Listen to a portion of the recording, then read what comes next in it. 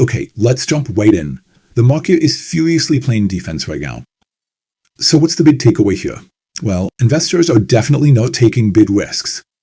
And this risk-off mood is creating a pretty big divide. Let's see who's winning.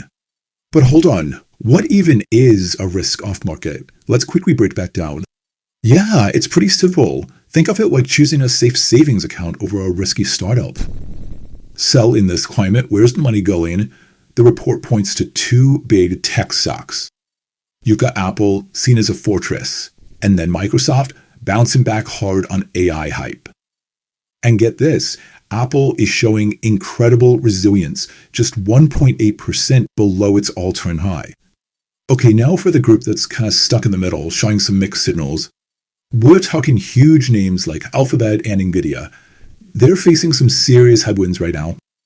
And NVIDIA is the perfect example here. Its stock is in this massive tug-of-war. And finally, the assets that are in a clear and pretty powerful downtrend.